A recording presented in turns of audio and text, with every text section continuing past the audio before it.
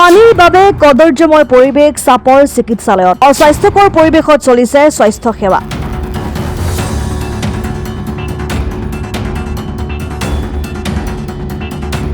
নেৰানেপেৰা বৰষুণৰ ফলত ৰাজ্যৰ চৌদিশে এতিয়া সৃষ্টি হৈছে বানপানীৰ। সমান্তৰালভাৱে মুষলধাৰ বৰষুণৰ ফলত চাপৰ চিকিৎসালয় জলমগ্ন হৈ পৰিছে। নলা নৰ্দমাৰ সুব্যৱস্থা নথকাৰ ফলত সৃষ্টি হৈছে অবৰ্ণনীয় পৰিস্থিতিৰ। ৰোগীৰ লগতে চিকিৎসক কৰ্মীয়ে অহা যোৱা ক্ষেত্ৰত বিপদৰ সন্মুখীন হৈছে। অস্বাস্থ্যকৰ পৰিৱেশত স্বাস্থ্য সেৱা চলি আছে। বহু বছৰ ধৰি বৰষুণৰ ফলত কৃত্ৰিম বানপানীৰ সৃষ্টি হৈ আহিছে চিকিৎসালয়খনত। ৰাইজে বহুবাৰ দাবী কৰি আহিছে যদিও আজিলৈকে কোনো ধৰণৰ পদক্ষেপ হাতত নললে বিভাগীয় কৰ্তৃপক্ষৰ লগতে বিধায়ক তথা সাংসদে। নিলিপ্ত ভূমিকা চাপৰ পৌৰসভাৰ ফলত দুৰ্ভোগ ভুগিবলগীয়া হৈছে ৰোগীৰ লগতে চিকিৎসক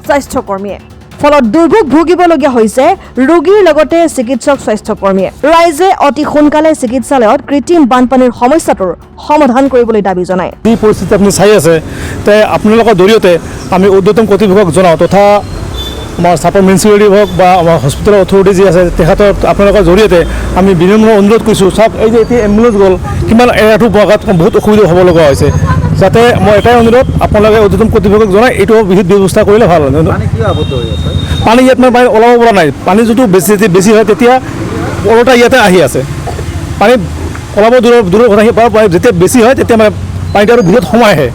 মানে ড্ৰেইনৰ ক্লিয়াৰেঞ্চ নাই, ড্ৰেইনবোৰ চাফা কৰিলে পানী ওলাব পাৰিব। ড্ৰেইন বন্ধ হৈছে, ব্লক হৈ আছে। সেইটোৱে আমি কৰোঁ যে ঊৰ্ধ্বতন কৰ্তৃপক্ষক জনাই এই বিশেষকৈ ইয়াত বহুত ধৰণৰ মানুহ, এই চাপৰ অঞ্চলটো ইমান ডাঙৰ অঞ্চল, বহুত অঞ্চল ইয়াত মানুহ আহিব লগা হয়। যিহেতু ৰাস্তাৰ কাষতে মই সৰু ডাঙৰ যিমান এক্সিডেণ্ট যিমান হয় আহি এই যিটো আমাৰ যাতনা ভুগিব লগা হয়, এইটো খুব দুখৰ বিষয় যে চাপৰ অঞ্চলত এনেকুৱা ঠাই যে ৰাজহুৱা ইয়াত কোনো অহা যোৱা ঠিকমতে ব্যৱস্থা নাই। ঊৰ্ধ্বতন কৰ্তৃপক্ষক যদি এটাই বাৰে অনুৰোধ জনাইছোঁ যাতে অতি সোনকালে ব্যৱস্থা কৰি দিয়ে। ৰোগীৰ লগতে চিকিৎসক কৰ্মীৰো অসুবিধা, বহুতো অসুবিধা। ৰোগী যে চিকিৎসক কৰ্মী আহি যাব, ইহঁতে মানে কাপোৰ তুলিহে যাব লাগিব। ইয়াত বহুত ৰোগী আহিব লগা হয়, যে খোজকাঢ়ি ইয়াত যাব নালাগে অৱস্থা হৈ আছে।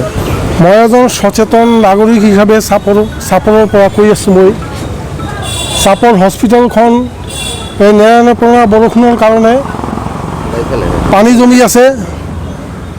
জমি আছে, ৰোগীবিলাকৰ বহুত কষ্ট হৈ আছে।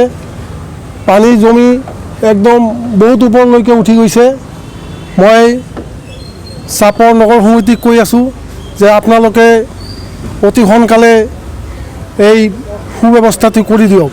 আৰু লগতে আমাৰ চাপৰৰ টাউনৰ সকলো দিশে পানী বৈ আছে। নলা নৰ্দমাবিলাক চাফা কৰা নাই। আজি কিমান দিনৰ পৰা নলা নৰ্দমা বনাইছে, এতিয়ালৈকে নগৰ সমিতি কোনো ইয়াৰ ওপৰত কোনো বিধি ব্যৱস্থা কৰা নাই।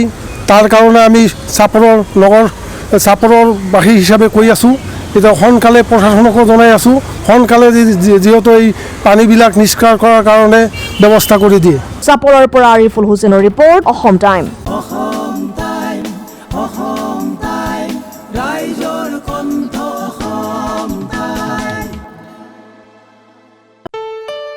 ঘৰত আনন্দ আৰু সম্পৰ্কৰ চমক বজাই ৰাখিবলৈ জৰুৰী হৈছে সকলো আনন্দময় মুহূৰ্তত মৰমৰ উপহাৰ দিয়াটো। সেইবাবে মধুশ্ৰী জুৱেলাৰ্ছে আনিছে সকলো ৰঙীন ক্ষণৰ বাবে বিশেষ গহনা। হীৰাৰে হওক, সোণৰে হওক বা ৰূপৰে হওক, শ্ৰেষ্ঠ ডিজাইনছ আৰু হলমাৰ্কযুক্ত গহনাই ৰাখে সম্পৰ্কক নিখুঁত। তেনেহ'লে আজিয়ে আনক আনন্দ মধুশ্ৰী জুৱেলাৰ্ছৰ সৈতে। যোগাযোগ কৰক 7002800341 নাইবা ভিজিট কৰক LNB ৰোড, নলবাৰী, অসম।